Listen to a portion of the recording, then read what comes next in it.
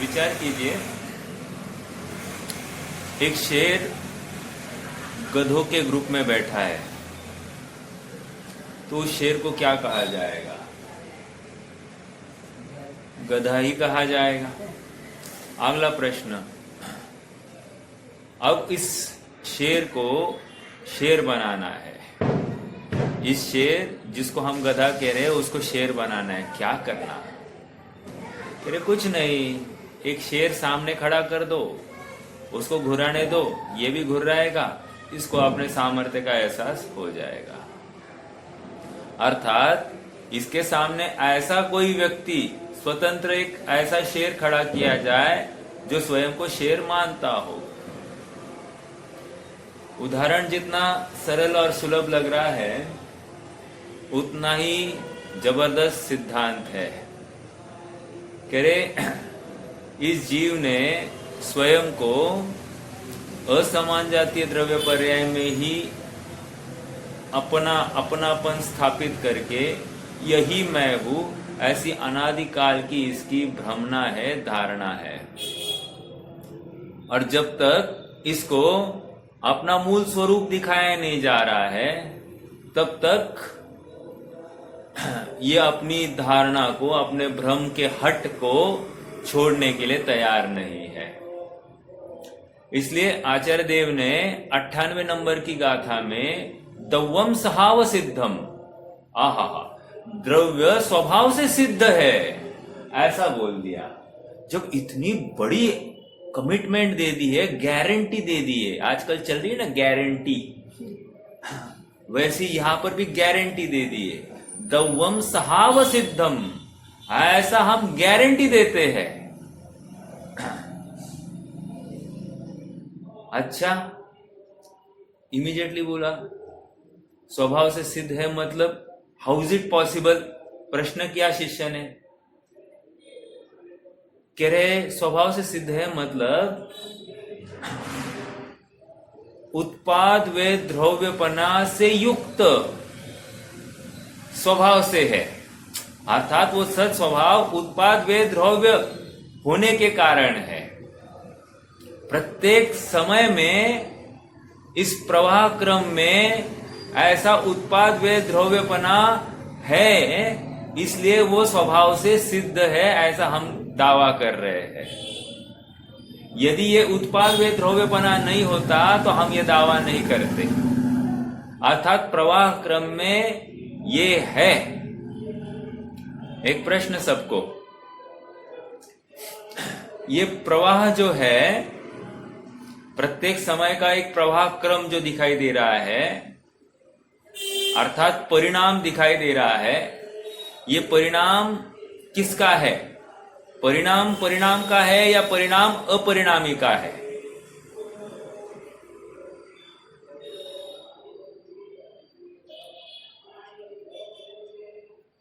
देखो, अपरिणामी द्रव्य में ये परिणाम दिखाई दे रहा है। अपरिणामी क्यों कहा? अपरिणामी इसलिए कहा क्योंकि पर पदार्थ रूप नहीं होता है, इसलिए अपरिणामी कहा। और परिणामी क्यों कहा? परिणामी क्योंकि प्रत्येक समय में परिणाम दिखाई दे रहा है।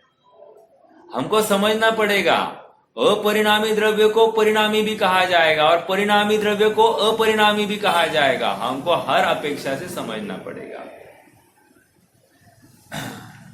एक बहुत अच्छी बात सुनी थी, आप सबके साथ में साझा करता हूं। आवाज ऊंची हो, आवाज ऊंची हो तो कुछ लोग सुनते हैं।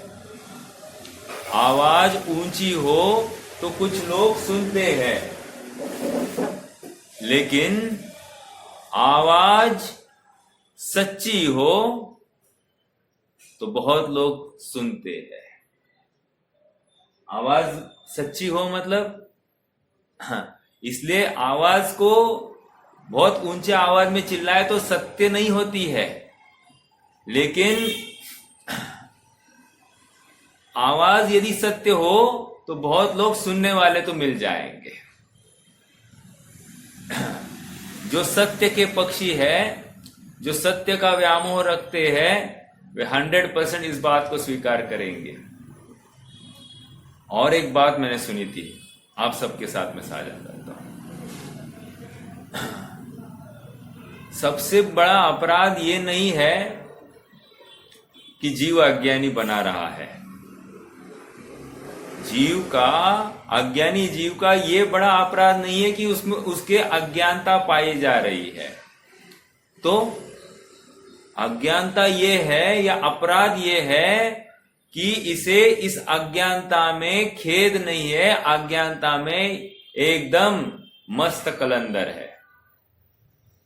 इसको अपने अज्ञानता का यत् किंचित भी खेद नहीं है कि मुझे मेरी अज्ञानता का अभाव करना है, या मेरा ये स्वभाव नहीं है, ये इसे स्वीकार ही नहीं है। गाथा 99 वस्तु स्वातंत्र्य कहो। गाथा 99 मतलब द्रव्य का स्वतंत्र परिणाम कहो, वस्तु व्यवस्था कहो, द्रव्य की स्वयं की अपनी महिमाकारी रचना कहो। और देखो ना, उस रचना में सब कुछ खचित है, निश्चित है, अपने स्व समय में एकदम व्यवस्थित है। इस व्यवस्थित द्रव्य व्यवस्था में कुछ भी अव्यवस्थित देखना अर्थात अज्ञानता है, पर्याय मूढ़ता है। मैं द्रव्यों को इस प्रकार परिणमाऊं, मैं इसको इस प्रकार परिणमाऊं, ऐसा परिणमाने का जो भाव है ये कुचेष्टा है और यही अपराध है। नहीं साहब, लेकिन सम्यक्तों का तो परिणाम करना पड़ेगा ना, सच्चा तत्व निर्णय करना तो पड़ेगा ना। सच्चा तत्व निर्णय जो करता है वो स्वभाव सम्मुख होता ही होता है। क्या कहा? सच्चा तत्व निर्णय जो करता है वो स्वभाव सम्मुख हुए बिना रहता नहीं है। आज एक कहानी सुन रहा था, कहानी सुन रहे थे, कह रहे थे कि मन को स्थिर कैसे करना। तो वहां पर उनका इतना ही कहना था कि मन को स्थिर करने के लिए तुम निरंतर मन को अनचाहे कार्यों में मत उलझाओ, या यूं कहो ना कि तुम मन को तुम्हें जहां पर लगाना है उन्हीं कार्यों में लगाओ और दिन भर लगाना। ऐसा एक समय भी नहीं होना चाहिए कि तुम अपने मन को जहां लगाना चाहते हो वहां से हटाए हुए हो। अर्थात तुम्हारा जो दृष्टि है, तुम्हारा जो ध्येय है, वो निश्चित हुए बिना तुम मन को उस दिशा में सक्रिय नहीं कर पाओगे। समझ में आ रहा है क्या? अब और एक बात, हमको लगता है कि हमको अपने परिणामों को बाहर से हटाकर तत्व ने चिंतन करके आत्मा की तरफ ले जाना होगा। ऐसा नहीं है, ये सबसे बड़ा भ्रम है। हमको पैसे कमाने के लिए समझाना पड़ता है क्या? हमको किसी विषय को भोगने के लिए समझाना पड़ता है क्या? जहां पर रुचि है वहां पर वीर्य अपने आप दौड़ता है। समझ में आ रहा है? इसलिए भेद विज्ञान करना ये भाषा शास्त्रों की है, मैं मानता हूं, लेकिन सच्चा सुखार्थी होगा वो स्वयमेव जहां पर सुख है वहां पर उसका उपयोग भागता हुआ दिखाई देगा। अर्थात उसकी रुचि, उसका पुरुषार्थ उसी जगह पर दौड़ता हुआ दिखाई देगा। 99 नंबर की गाथा में क्षेत्रों का विस्तार क्रम समझाया गया। क्षेत्रों का विस्तार क्रम के माध्यम से चालू करना तो कर। क्षेत्रों का विस्तार क्रम के माध्यम से वे क्रम सुनिश्चित है, अर्थात क्षेत्र का क्रम भी सुनिश्चित है, ये बात आई। और सुनिश्चित एक विशिष्ट विस्तार क्रम में है, क्रम में है, अक्रम नहीं है। क्षेत्र भी क्रम से है। हाँ, अब प्रश्न ये है यहां पर गुणों की चर्चा क्यों नहीं कही? देखो, गुणों की चर्चा इसलिए नहीं की क्योंकि गुण क्षेत्र में गर्भित हो गए हैं। गुणों का भी विस्तार होता है और जितना क्षेत्र है उतना गुणों का विस्तार है। हाँ, इतनी बात है कि गुण अक्रम से वहां पर विस्तरित है और क्षेत्र क्रम से विस्तरित है। ये थोड़ा सा अंतर है, ठीक है। आगे बढ़ते हैं।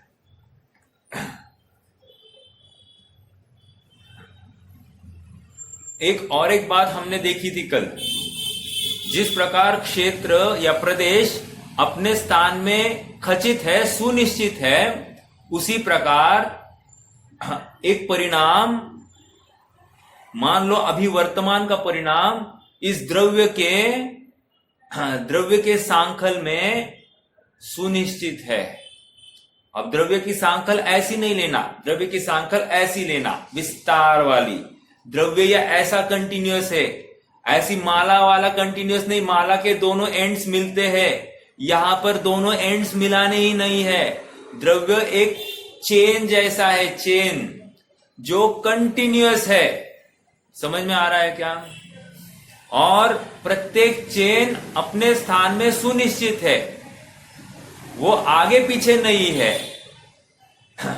और विचार करना, इस चेन पर बराबर एक चित्र इंगित किया गया है, प्रतिबिंबित किया गया है। उस समय में वही चित्र प्रकट होने वाला है, वही चित्र, अन्य नहीं आएगा। 100% ये बात है। इसी को ध्रुव्यपना कह दिया है। और उत्पाद व्यय किसको कहा है? पूर्व पर्याय का वर्तमान पर्याय में अभाव कह दिया। ये इस वर्तमान पर्याय में पूर्व पर्याय का अभाव हुआ है, इसलिए उसका भी इसमें ही व्यय कहेंगे। और वर्तमान पर्याय का उत्पाद तो हुआ ही है, तो इसलिए ये उत्पाद, ये भी इसी समय की उत्पत्ति है। और साथ साथ ये पर्याय का जो चित्र है वही है, इसी समय में है और सुनिश्चित है, ऐसा उसका ध्रुव्यपना। ये तीनों बातें इस परिणाम में पाई जाती है, अर्थात ये परिणाम त्रयात्मक है। समझ में आ रहा है? त्रयात्मक तो तीन बातें करनी पड़ती है। अरे तीन बातें नहीं, अनंत बातें करनी पड़ती एक पर्याय को। क्या कहा? एक पर्याय को अनंत बातें करनी पड़ती है। अनंत इंटू 3 करना मतलब पूर्व पर्याय के अनंतों पर्यायों का, अनंत गुणों की अनंत पर्याय, उन सबका व्यय करना। वर्तमान समय में अनंत पर्याय के, अनंत गुणों के अपने परिणामों को अर्थात पर्यायों को प्रकट करना, दूसरी बात। और तीसरी बात, अनंत पर्याय ध्रुव बनी रहना, अर्थात अनंत गुणों की अनंत पर्याय वैसी की वैसी वही बनी रही, ये उसका ध्रुव्यपना। ये तीन बातें अनंत अनंत अनंत। मैंने थोड़ा सा द्रव्य को एनलार्ज किया, आचार्य देव ने ये नहीं किया है, मैंने किया। क्यों? आपको भाव भाषण कराना है कि काम कितना बड़ा हो रहा है एक समय की पर्याय में। आप थोड़ा सा विचार कीजिए, यदि इस परिणाम को कोई अन्य द्रव्य करता होगा तो क्या क्या देखेगा, क्या क्या देखेगा?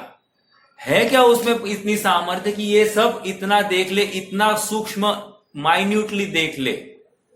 इसलिए अच्छाई इसी में है, समझदारी इसी में है कि स्वयं सिद्धता ही सिद्ध होवे। समझ में आ रहा है क्या? द्रव्य का परिणाम स्वयं सिद्ध है, यही सिद्ध हो। अगर नहीं करेंगे तो बहुत बड़ी आफत आएगी। अर्थात कोई पर पदार्थ इस द्रव्य का कर्ता कर्विता बनना, ये सबसे बड़ी आफत है। क्योंकि फिर वो पार्शल हो सकता है, कदाचित वो अपना काम करना भूल जाएगा, तो वस्तु परिणमनी रुक जाएगी, अचानक परिणमेगी, अचानक नहीं परिणमेगी, कोई व्यवस्था व्यवस्थित नहीं होगी, सारा अव्यवस्था का साम्राज्य होगा। इसलिए परिणाम सुनिश्चित, स्वयं सिद्ध, त्रयात्मक ऐसा ही होना चाहिए, ऐसा ही स्वयं सिद्धता अर्थात सत का अर्थ है। हाँ, दवम सहाव सिद्धम, ये मंत्र गुरु मंत्र है आज के लिए। दवम सहाव सिद्धम, और स्वभाव सिद्धता क्या है? ये त्रयात्मक परिणाम स्वभाव सिद्धता है। इस त्रयात्मक परिणाम के कारण द्रव्य की स्वभाव सिद्धता सुनिश्चित होती है। द्रव्य सड़ता गलता नहीं है, खराब होता नहीं है, बस इस त्रयात्मक परिणाम की वजह से।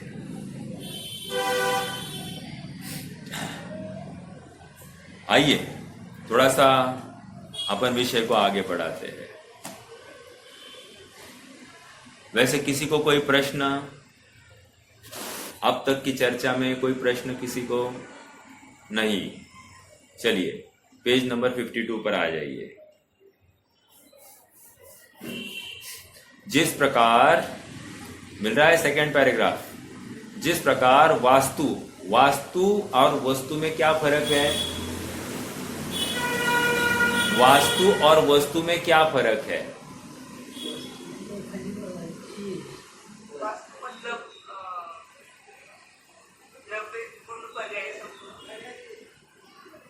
ये क्या है?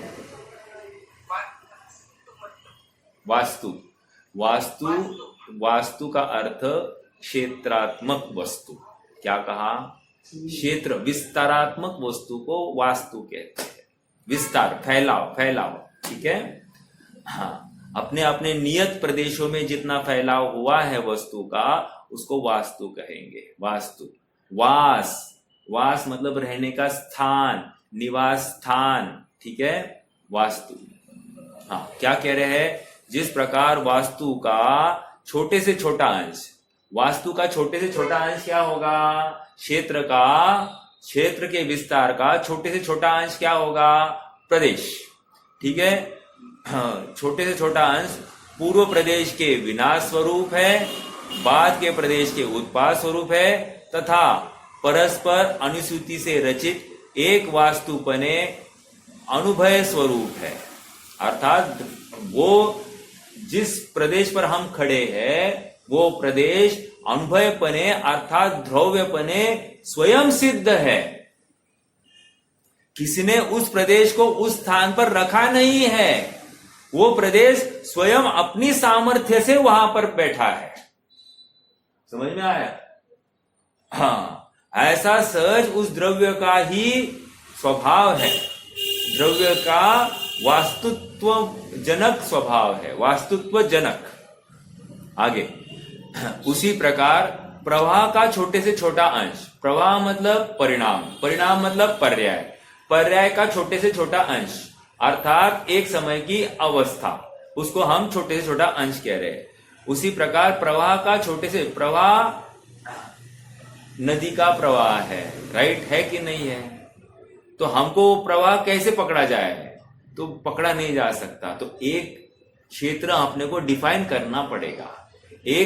वैसी एक अवस्था विशेष हमको डिफाइन करनी पड़ेगी, और उस अवस्था विशेष को क्या कह रहे हैं? प्रवाह का छोटा सा छोटा अंश।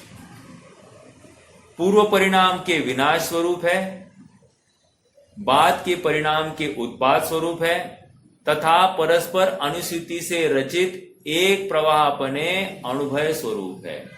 एक प्रवाहपने अनुभव स्वरूप है का अर्थ क्या लेना? अनुभव मतलब द्रव्य है, व्यवस्थित है अपने समय में, वो परिणाम अपने समय में एकदम व्यवस्थित है। अर्थात अनादिकाल पहले भी देखा जाए तो ये परिणाम अर्थात ये पर्याय इस द्रव्य में सुनिश्चित है, ऐसा अनंत केवलियों ने देखा है। अब मुझे इस परिणाम में, इस पर्याय में करना क्या बचा? समझ में आ रहा है? कुछ भी करना नहीं रहा है। अज्ञानी को लगता है कि मैं पैसे को कमाता हूं, अज्ञानी को लगता है कि मैं रोटी बनाता हूं, अज्ञानी को लगता है कि मैं गाड़ी चलाता हूं, अज्ञानी को लगता है कि मैं कंपनी चलाता हूं, अज्ञानी को लगता है कि मैं इतने वर्कर्स को पोषण करता हूं, मैं नौकरों को पोषण करता हूं, मैं संभालता हूं, मैंने घर को व्यवस्थित बनाए रखा है, मैंने सबको बराबर अपनी आज्ञा में बनाए रखा है। ऐसा अज्ञानी की भ्रामक कल्पना है। मैं शरीर को स्वस्थ रखता हूं, इसकी वजह से शरीर खराब हुआ, बहुत गर्मी है इसलिए मुझे असाता का उदय है, और थोड़ी ठंडी होगी तो साता का उदय होगा, पंखा चलेगा तो अच्छा होगा। ये क्या है? इस द्रव्य ने पर आश्रित अपने सुख की कल्पना कर रखी है। इसी को अयुत सिद्ध संबंध और युत सिद्ध संबंध समझा कर आए हैं। आज का प्रश्न है, युत सिद्ध संबंध और अयुत सिद्ध संबंध से हमको क्या सीख मिली? ये प्रश्न है। वो कौन सी गाथा में है ये आपको बताना है, और सीख, और मेरा आप सबसे एक गुजारिश है, मात्र 2-3 लाइंस में लिखना है, क्योंकि उस आंसर का 2 या 3 मार्क्स ही है। 10 पॉइंट्स लिखोगे इसका मतलब कोई बड़ी उपलब्धि नहीं है। एकदम शॉर्ट में लिखिए तो इससे ज्यादा लाभ होगा। टू द पॉइंट लिखना है, परफेक्ट लिखना है। देखो कल के भी प्रश्न में सबने लिखा तो काफी है, फापट पसारा, लेकिन मूल मुद्दे की बात नहीं आई। मुद्दे की बात यह है, अस्तित्व तो सबने बोल दिया, लेकिन सादृश अस्तित्व का क्या लाभ हुआ? एक लाइन में चाहिए था, ये सभी द्रव्य मेरे ज्ञान के गेय बने, सादृश अस्तित्व की वजह से ये बने हैं। ये फाइनल बात थी। किसी ने लिखा है कि ज्ञाता गेय संबंध है या ऐसा ज्ञान का गेय बनते हैं, इतना लिखा है, लेकिन ये हाईलाइट होना चाहिए कि ज्ञान का गेय बना ये सादृश अस्तित्व की महिमा है। हम 6 द्रव्यों को एक साथ एक छत के नीचे एक है ऐसा कह पाए, ये सादृश अस्तित्व की महिमा है। समझ में आया? बस इतनी सी बात थी। मुझे ये 2 पॉइंट ही अपेक्षित थे, इससे ज्यादा अपेक्षित नहीं थे। चलिए आगे बढ़ेंगे। आज का प्रश्न है, युत सिद्ध संबंध और अयुत सिद्ध संबंध, इन दोनों को समझने से हमको क्या बोध मिला? ये क्या है ये लिखेंगे, और इनको समझने से क्या लाभ हुआ। बस 2 से 3 लाइन में आपको कंसाइज करके लिखना है। ओके, चलिए आगे बढ़ेंगे। इस प्रकार स्वभाव से ही विलक्षण परिणाम पद्धति से प्रवर्तमान द्रव्य स्वभाव का अतिक्रम नहीं करता। द्रव्य स्वभाव का अतिक्रम नहीं करता, इसका मतलब द्रव्य अपनी मर्यादा में रहता है। अब जब द्रव्य अपनी मर्यादा में रहता है और प्रत्येक द्रव्य अपनी मर्यादा में रहता है, कोई भी द्रव्य अपनी मर्यादा के बाहर निकल ही नहीं सकता।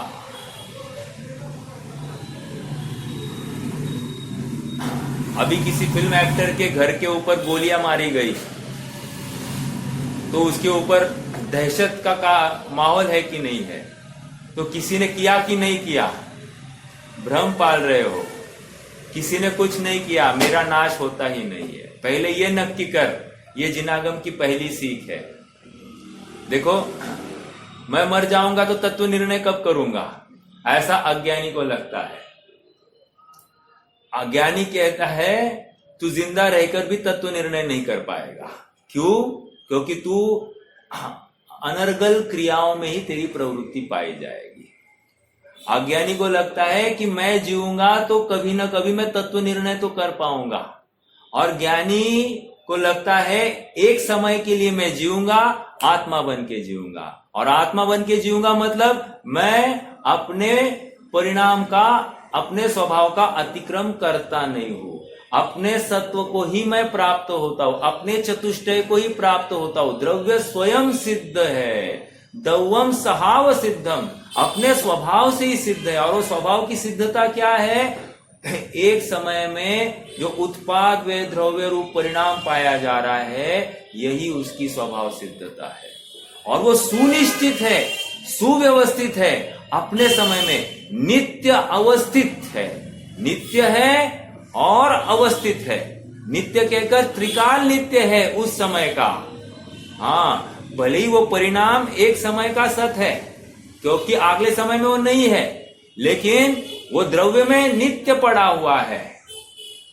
द्रव्य में पड़ा है, ऐसा नहीं है कि उसको उत्पन्न करना है, ऐसा नहीं है। मानो इस बात को, बहुत हजम करने के लिए बहुत पुरुषार्थ लगेगा। इसको पुरुषार्थ कहेंगे अपन, कि वस्तु स्वरूप जैसा है वैसा स्वीकार करना, ये पुरुषार्थ है। वस्तु स्वरूप जैसा है ऐसा जानने के बाद में अब बाहर में कुछ कर्तृत्व बचता नहीं है, ये पुरुषार्थ है। हमको दिन भर इसने गलत किया, ये गलत चल रहा है, इसका परिणाम गलत है, ये दिख रहा है, लेकिन मैं बाहर देख रहा हूं इसको गलत हम मान ही नहीं रहे हैं। मुझे मेरा बेटा गलत कर रहा है ये दिखाई दे रहा है, मेरा पत्नी गलत कर रही है ये दिखाई दे रहा है, ये घर व्यवस्थित नहीं है ये दिखाई दे रहा है, मेरी माता गलत कर रही है ये मुझे दिखाई दे रहा है, लेकिन उन्होंने तत्व चिंतन करना चाहिए ये दिखाई दे रहा है, लेकिन मैं इनको सुधारने का भार बनाए रख रहा हूं, ये मुझे गलत दिख ही नहीं रहा है। मुझे अपना आत्मा कब प्रिय लगेगा? प्रिय के प्रिय भी प्रिय होते हैं, हम उनका अभिनंदन करते। हाँ, अभय कुमार जी की ये उन्होंने एक भक्ति करी है ऐसी। प्रिय के प्रिय भी प्रिय होते हैं। प्रिय के प्रिय क्या होते हैं? अरे भगवान मेरे लिए प्रिय है, राइट? और भगवान के प्रिय कौन है? उनका आत्मा। तो जब भगवान मेरे प्रिय है और भगवान को प्रिय उनका आत्मा है, तो फिर मुझे प्रिय कौन हो गया? मुझे मेरा आत्मा प्रिय हो गया। प्रिय के प्रिय भी प्रिय होते हैं। अब जिसको अपना आत्मा प्रियकर भाषित नहीं हुआ, हाँ, वो व्यवस्थित सुनिश्चित है कि उसको पर पदार्थ ही प्रियकर भाषित हो गया है, अर्थात वो पर पदार्थ में ही स्थित है, वो पर्याय में ही मूढ़ है। ये 100% बात है। भले ही वो कह रहा है कि आत्मा शुद्ध है, अकर्ता है, प्रत्येक पर्याय अपने स्वभाव में सुनिश्चित है, लेकिन कुछ तो करना पड़ता है ना। वो कुछ तो करना पड़ता है के नाम पर ये असमान जातीय द्रव्य पर्याय में बैठता है और असमान जातीय द्रव्य पर्याय से करने की चेष्टा कर रहा है। असमान जातीय द्रव्य पर्याय मतलब ये मैं मनुष्य बनकर काम कर रहा है, आत्मा बनकर कुछ परिणाम होते हुए को जान नहीं रहा है। ये इसकी अज्ञानता है। देखो, सब बातें समझी है, लेकिन उस समझ को अप्लाई किया नहीं है। होता स्वयं जगत परिणाम कहकर कुछ तो करना पड़ेगा ऐसा कह ही रहा है। होता स्वयं जगत परिणाम कहकर होते हुए का ज्ञाता नहीं बन रहा है और नहीं होते हुए का कर्ता बन रहा है। जो ये कर नहीं रहा है उसका कर्ता बन रहा है। इसकी अवस्था मोक्षमय प्रकाशक में पंडित साहब ने उस बैलगाड़ी के नीचे चलने वाले कुत्ते जैसी कही है। उस कुत्ते को भ्रम है कि मैं कर रहा हूं, मैं गाड़ी को हाँक रहा हूं, और मोड़ आता है, मोड़ पर ये मुड़ना चाहता है, लेकिन बैलगाड़ी सीधी चल रही है। कुत्ते को अपनी मान्यता को तोड़ने का सबसे उत्कृष्ट अवसर आया था, लेकिन वो भ्रम पालता है, छोड़ो ना, गाड़ी चल रही है ना, मैं गाड़ी चला रहा हूं ना, तो जाने दो ना, गाड़ी चलना जरूरी है, कहां चल रही है छोड़ दो। वैसे ही इस जीव को इतना तत्व ज्ञान हो गया कि द्रव्य का परिणाम द्रव्य में हो रहा है, इतनी जानकारी हो गई, पोपट पंछी हो गई, तोतारट हो गई, और उसका क्षयोक्षम बढ़ गया, वस्तु स्वरूप थोड़ा सा क्षयोक्षम ज्ञान में बिठा दिया। इसको लगता है कि मैं वस्तु को, ये निर्भर हो गया है। निर्भर हो गया मतलब क्या? इसको अब कुछ करने योग्य भाषित ही नहीं होता है।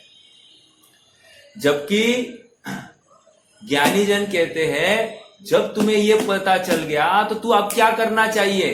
तुझे निरंतर ऐसी वस्तु को ध्याते रहना चाहिए। क्या तुम ध्या रहे हो दिन भर? नहीं, कभी कभी तो नहीं, तेरी रुचि नहीं है। मैं एक छोटा सा प्रश्न पूछता हूं आप सबको। कौन सी गाथा में पर पज्जय मूढ़ा ही पर समाया इसकी बात आई है?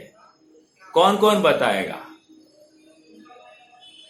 प्रवचन सार की कौन सी गाथा में पज्जय मूढ़ा ही पर समाया ये बात आई है? 93। बस एक 93 में आई है।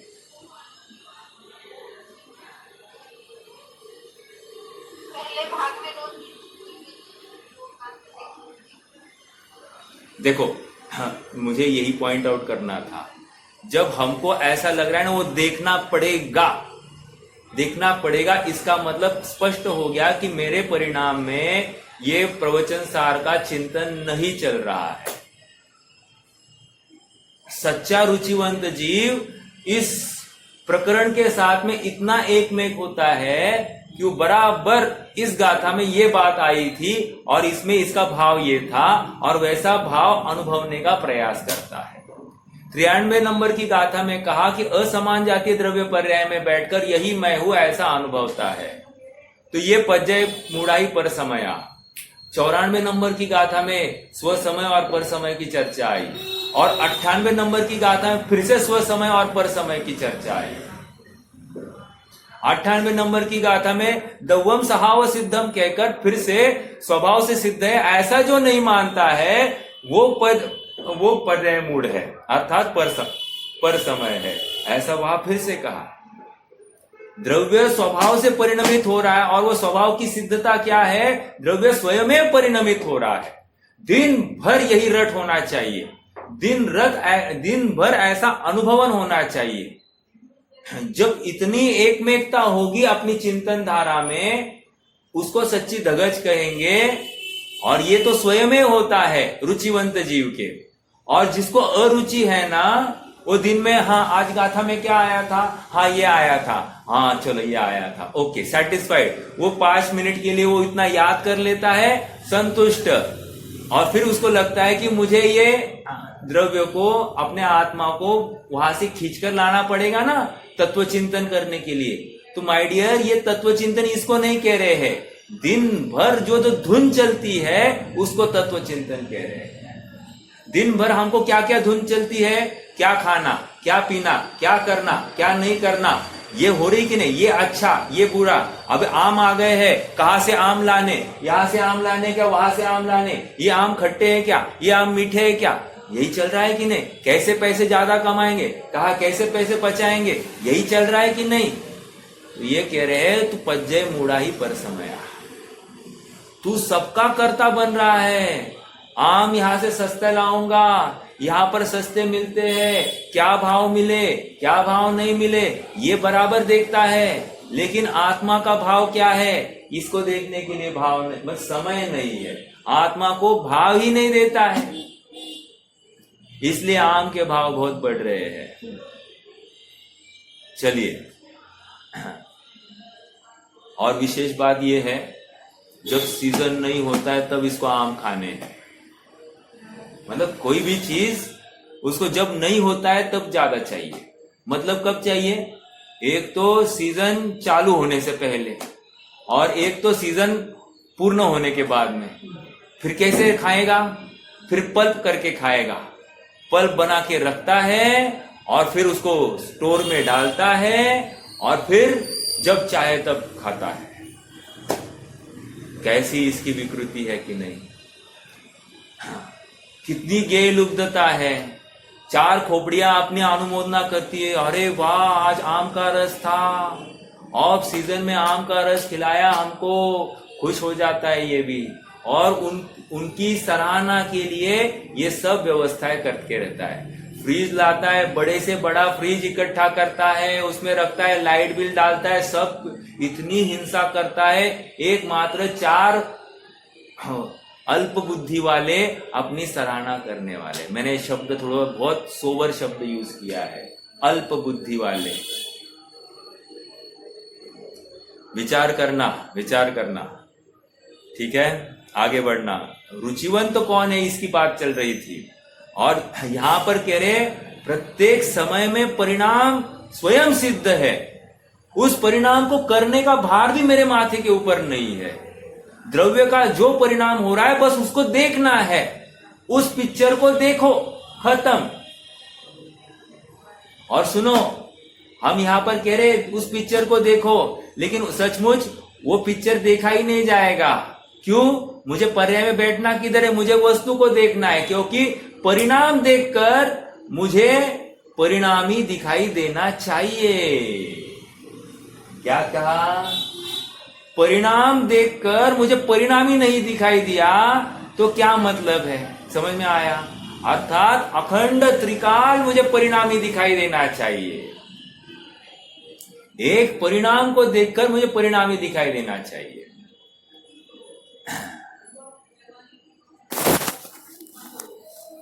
रिकॉर्डिंग चला गया, मैं करता हूं रिकॉर्डिंग। करस्यामी करस्यामी, मैं करता हूं, ऐसा बोझा ये निरंतर ले रहा है।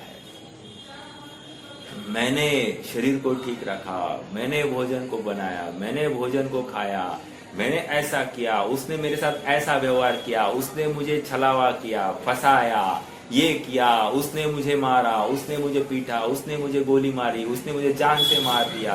अरे कहाँ लाई ये बातें? आत्मा में ये सब बातें है ही नहीं, कोई अवसर नहीं है। समझ में आया? एक चलो आत्मा में बातें नहीं है, लेकिन आत्मा अपने परिणाम का तो करता है, तो अपने आत्मा को बाहर से उपयोग को अंदर को ले आना है कि नहीं? इतना तो करना पड़ेगा ना, वो स्वयं हो जाएगा। वस्तु विचारत ध्यावते मन पावे विश्राम। देखो एक ही कंडीशन लगाई, वस्तु विचारत ध्यावते, निरंतर वस्तु का चिंतन चल रहा है कि नहीं चल रहा है? मैं स्वभाव से सिद्ध हूं, ऐसा चिंतन चल रहा है कि नहीं चल रहा है? ये वर्तमान परिणाम त्रयात्मक है, ऐसा चिंतन चल रहा है कि नहीं चल रहा है? ये वर्तमान परिणाम अनुभव है, अर्थात ध्रुव है, ध्रुव मतलब ध्रुव्य है, सुनिश्चित है, ऐसा निर्णय हुआ है कि नहीं हुआ है? तू इसमें कुछ करने का यत्न कर रहा है क्या? देखो और एक बात याद रखना, मैं भगवान क्यों बनने वाला हूं? प्रश्न है, मैं भगवान क्यों बनूंगा?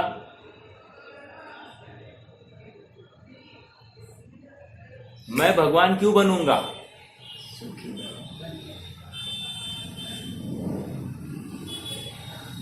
मैं बोली बहन जी, हाँ हाँ ठीक है, आप बहुत पास में। मैं भगवान हूं इसलिए भगवान बनूंगा, बात यह है। भगवान हूं, और भगवान का अर्थ क्या? भगवान का अर्थ क्या? हाँ ज्ञानवान, ठीक है। और 16वीं गाथा का आधार लीजिए, 16वीं गाथा। अभी 16वीं गाथा कहा ढूंढे साहब, कल की गाथा याद नहीं आ रही है।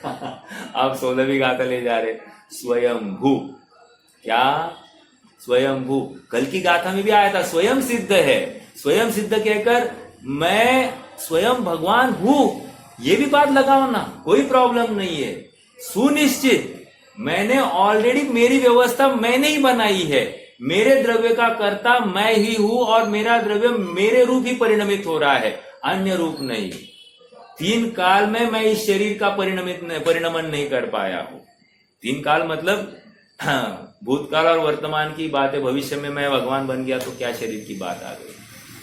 कहने की बात इतनी है कि अपने को भगवत स्वरूप देखो तो भगवान बन जाएंगे। हाँ मैं स्वयं देखो, और एक बात, मुझे भगवान बनना नहीं है, मेरा भगवत स्वरूप का अनुभवन करना है। ऑलरेडी मैं भगवान हूं, उस भगवान स्वरूप का अनुभवन करना है। मुझे कुछ भी बनाना नहीं है, कुछ भी घटाना नहीं है, राग द्वेष को हटाने की बात ही नहीं है। मुझ में राग द्वेष हो तो हटाऊ ना, समझ में आ रहा है क्या? मुझ में राग द्वेष है ही नहीं तो हटाऊं कहां से? नहीं, लेकिन लिखा तो है शास्त्रों में, लिखा इसलिए क्योंकि तेरे ऊपर भूत सवार है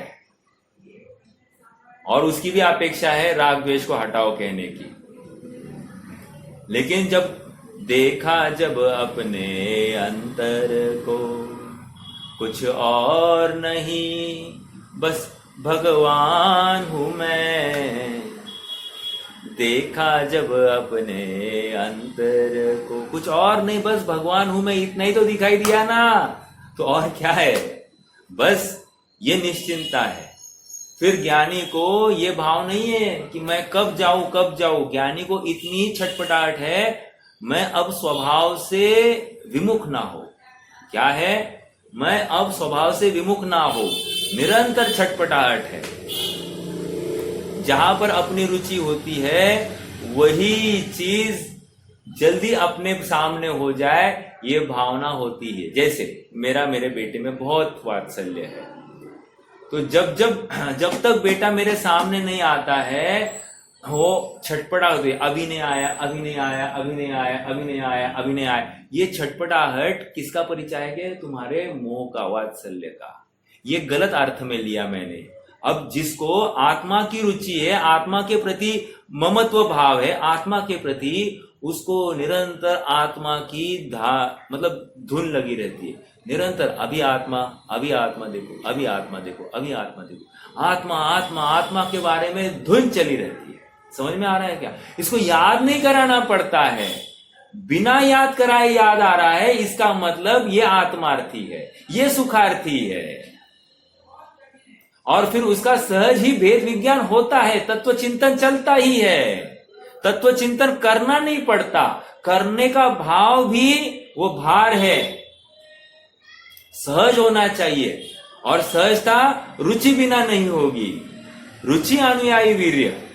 ठीक है, चलिए आगे बढ़ेंगे। अभी देखो उदाहरण दे रहे।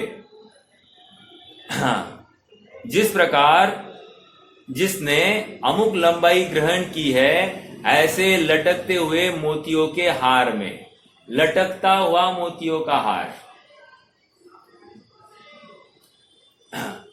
अपने अपने स्थानों में प्रकाशित होते हुए समस्त मोतियों में पीछे पीछे के स्थानों में पीछे पीछे के मोती प्रकट होते हैं और पहले पहले के मोती प्रकट नहीं होते। इस कारण तथा सर्वत्र परस्पर अनुसूति से रचयिता सूत्र अवस्थित होने से त्रिलक्षणत्व प्रसिद्धि को प्राप्त होता है। त्रिलक्षणत्व प्रसिद्धि को प्राप्त होता है। हाँ, मैं थोड़ा सा इस शब्द में चेंज करूं क्या? त्रिलक्षणत्व द्वारा प्रसिद्धि को प्राप्त होता है। मैंने मेरी तरफ से चेंज किया। त्रिलक्षणत्व द्वारा प्रसिद्धि को प्राप्त हो गया। कौन? निज द्रव्य। वो द्रव्य ही स्वयं प्रसिद्धि को प्राप्त हुआ है। हमको दिखाई दिए पर्याय और दिख रहा है परिणामी। एक त्रिलक्षणत्व परिणाम देखा और परिणामी दिखाई दिया। इसके अलावा और कोई इसको धारण कर ही नहीं सकता। ये चेतनपना जानने में आया, ये जाननहारा जानने में आया। ये जाननहारा किसके आश्रित है? पर्याय दिखी और दिखना है अब ज्ञाता स्वभाव। समझ में आ रहा है क्या?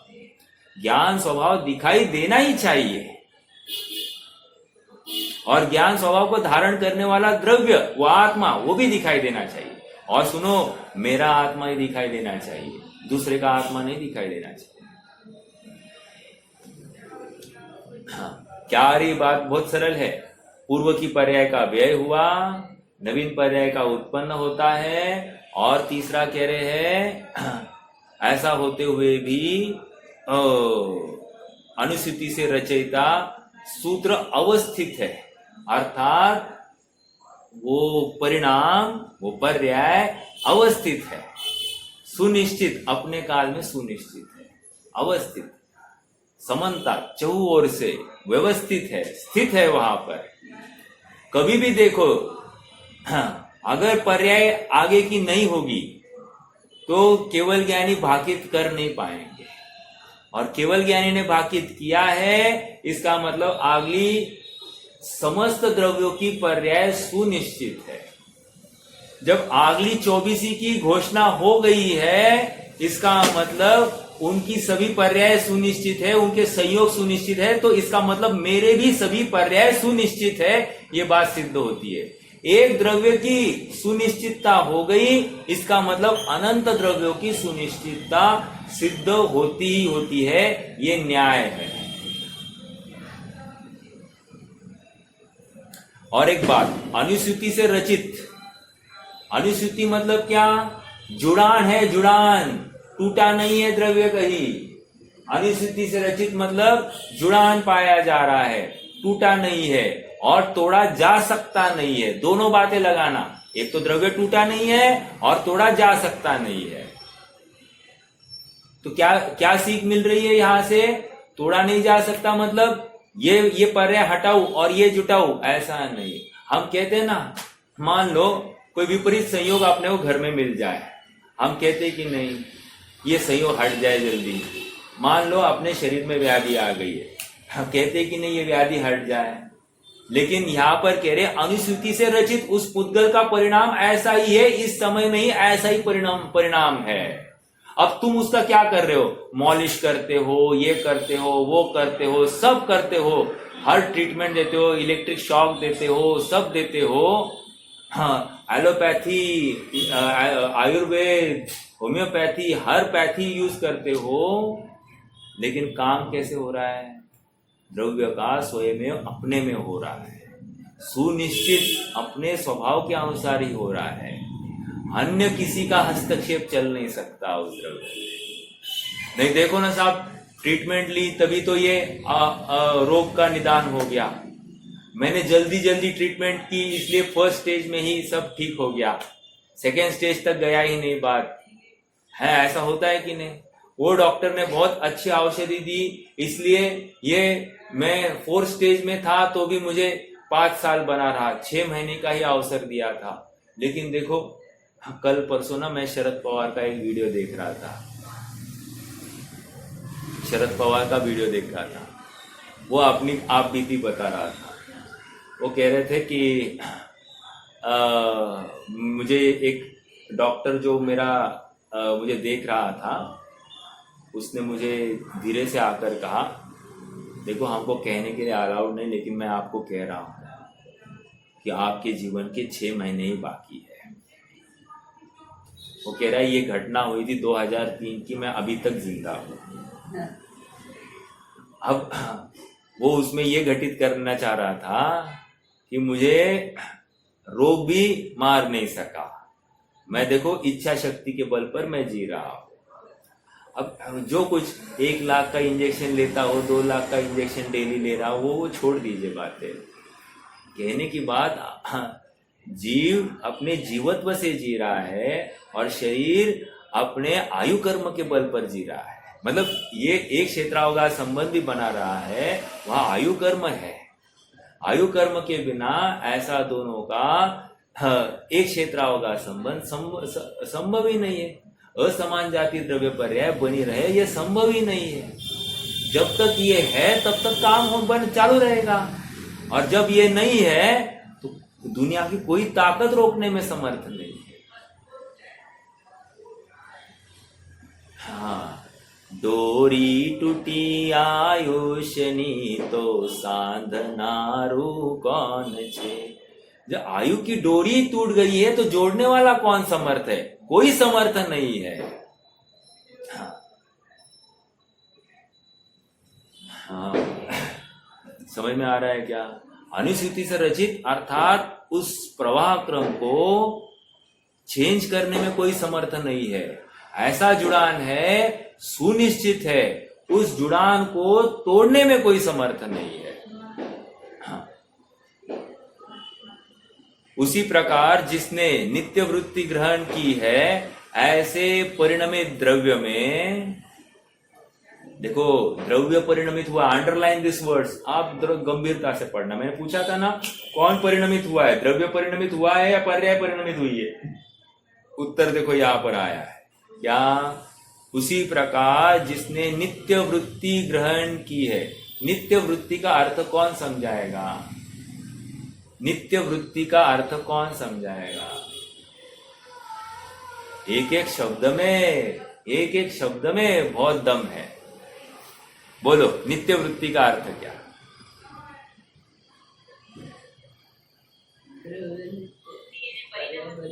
बराबर, बहुत अच्छा, बिल्कुल।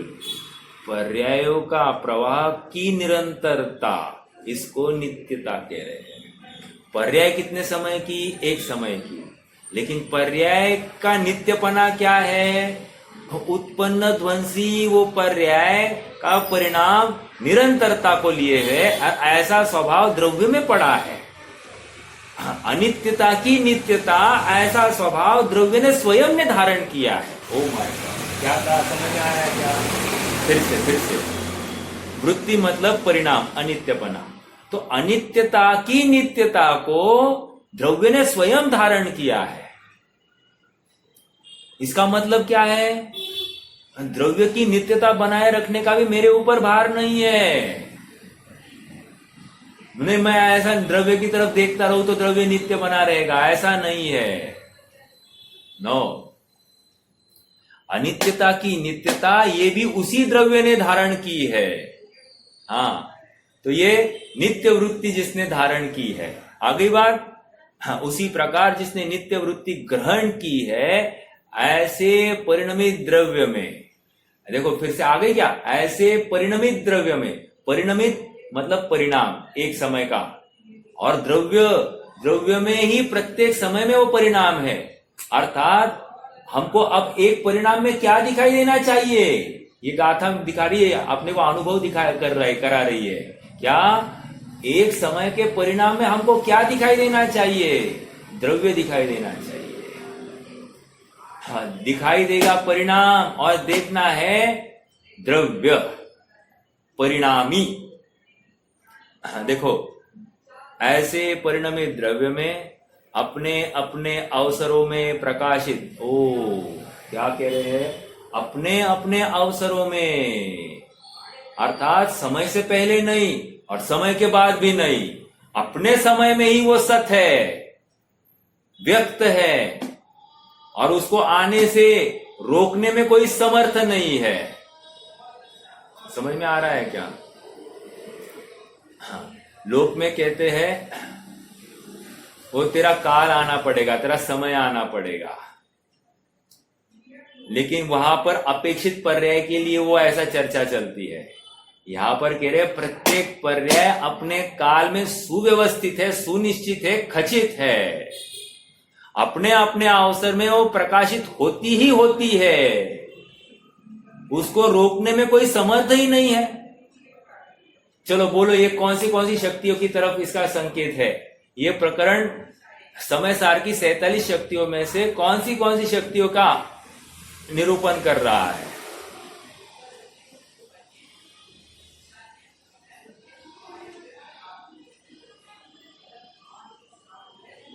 समय सार की कौन सी शक्तियों, आत्मख्याति में कौन सी शक्तियां आई है जो ये नित्य अवस्थितता की चर्चा कर रही है? कोई बताएगा?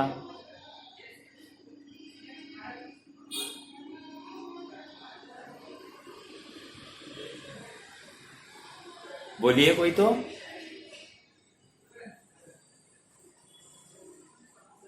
ममता भाभी बोलिए।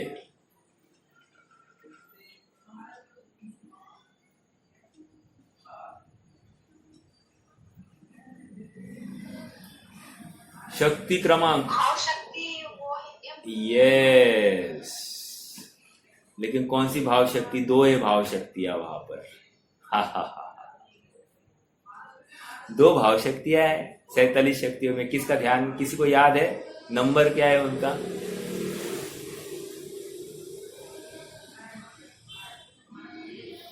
भाव 33 to 38।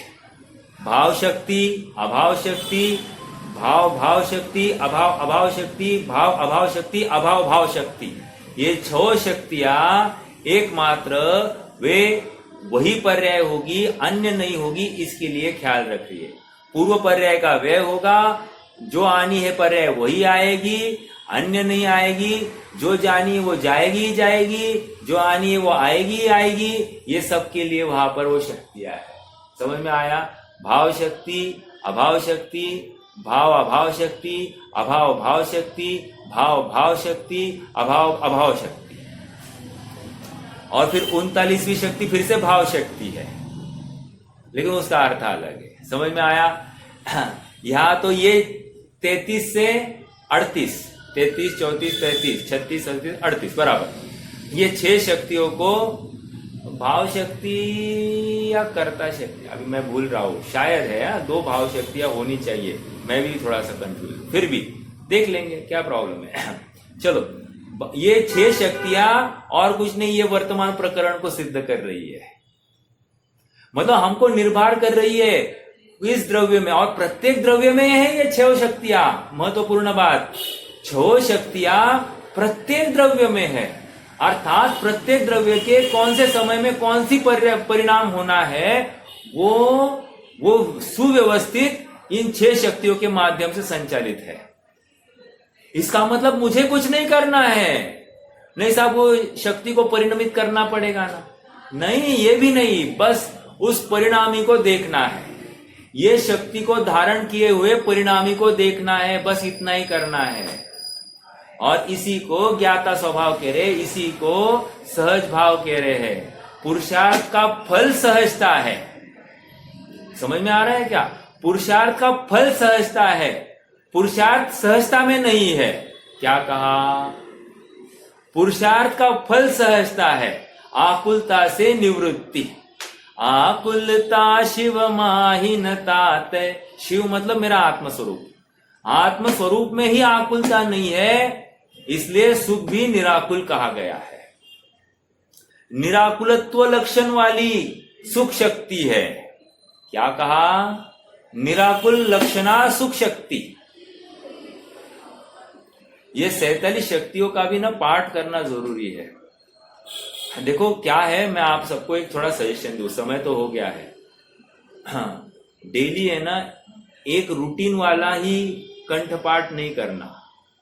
एक दिन 47 नहीं लेना, एक दिन 47 शक्तियां लेना, एक दिन कोई भक्ति लेना, पूर्वावसर लेना, कोई फिर भावना 32 लेना, या ऐसे ना चेंज कर करके लेना। किसी दिन 6 ढाला लेना, ये 12 भावनाएं लेना, ये ना चेंज कर करके लेना।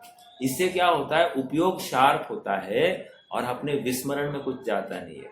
और भाव भाषण करने के लिए सब पढ़ना, एक रूटीन रकाना पूर्ति, वो रूटीन की फुलफिलमेंट है, इसके लिए कुछ मत करना, कोई लाभ नहीं होगा। क्षयोक्षम की वृद्धि के लिए या इस मात्र कोरे कांड में, कोरे क्रियाकांड में ही बैठने के लिए कुछ भी नहीं करना, कोई उपलब्धि नहीं होगी। हाँ, फिर से नवीन बंद ही होने वाला है। शुभ भाव में बैठा है तो आश्रय ही कर रहा है ना, और कुछ नहीं कर रहा है ना। और सुनो, जिसने जिसने देव दर्शन में, जिसने जिसने स्वाध्याय में, जिसने जिसने व्रत तप संयम, किसी थोड़े बहुत क्रियाकांड में, शुद्ध खान पान में धर्म मान रखा है, उतना अवलंबन छूटते ही उनका धर्म भी छूट जाता है। मतलब मान लो मैंने देव दर्शन में धर्म मान के रखा है, तो जब तक मैं देव दर्शन कर रहा हूं तब तक धर्म कदाचित थोड़ा बहुत हो रहा है, परिणामों की विशुद्धि। धर्म मतलब परिणामों की विशुद्धि, इतना हो रहा है। और मैं मंदिर के बाहर आ गया, खत्म, फिर से परिणाम तीव्रता को प्राप्त हो गए। तो मैंने धर्म उतना ही मान लिया ना, तो उतना ही हो रहा है। जैसे मैंने स्वाध्याय पूर्ता ही धर्म मान लिया, तो 8 से 9 धर्म हो रहा है, 9 के बाद में निवृत्त, धर्म से निवृत्त हो गया। समझ में आ रहा है क्या? ये ऐसी चल रही बात है। देखो मैं 1 मिनट में पढ़ता हूं बस। जिस प्रकार जिसमें अमुक लंबाई ग्रहण की है, ऐसे लटकते हुए मोतियों के हार में, अरे ये हो गया ना, उसी प्रकार जिसने नित्य वृत्ति ग्रहण की है, ऐसे परिणमित द्रव्य में अपने अपने अवसरों में प्रकाशित होते हुए समस्त परिणामों में पीछे के अवसरों पर पीछे के परिणाम प्रकट होते हैं और पहले के परिणाम नहीं प्रकट होते। इस कारण तथा सर्वत्र परस्पर अनुसूति रचने वाला प्रवाह अवस्थित होने से त्रिलक्षणपना प्रसिद्धि को प्राप्त होता है। हाँ बस हो गया है, रुक जाएंगे। आप सबको थोड़ा सा इमेजिन करना है। उदाहरण दिया है मोतियों का, मोतियों की माला का। तो मोतियों की माला वो कंटिन्यूअस वाली लेना, राउंड वाली नहीं लेना, पहली बात एक। और यदि मोती भी लेने हैं ना तो कौन से मोती लेना, धागे वाले मोती लेना। मतलब इमेजिन कीजिए ऐसी माला है जिसमें मान लो 7 धागों का समूह है और 7 धागों में बराबर एक एक नॉट बनाया तो वो एक मोती हो गया, दूसरा नॉट बनाया दूसरा मोती हो गया। तो इसमें क्या हो गया, अनुसूति से रचित प्रवाह क्रम भी सिद्ध हो गया। आप देख लेना कि अगर देखो तो आपको मोती दिखाई दे रहा है, और अगर ठीक से सूक्ष्मता से देखो तो आपको वो द्रव्य की कंटिन्यूटी दिखाई दे रही है, वो धागा अखंड दिखाई दे रहा है, मोती गांठ भी नहीं दिखाई दे रही है। समझ में आ रहा है क्या? कितने जन मेरी बात को पकड़ रहे हैं? थोड़ी सी इस बात को अपन कल चर्चा में लेंगे और फिर आगे बढ़ेंगे 100वीं गाथा की तरफ। ठीक है, कोई प्रश्न है तो रख सकते हैं, नहीं तो जिनवानी।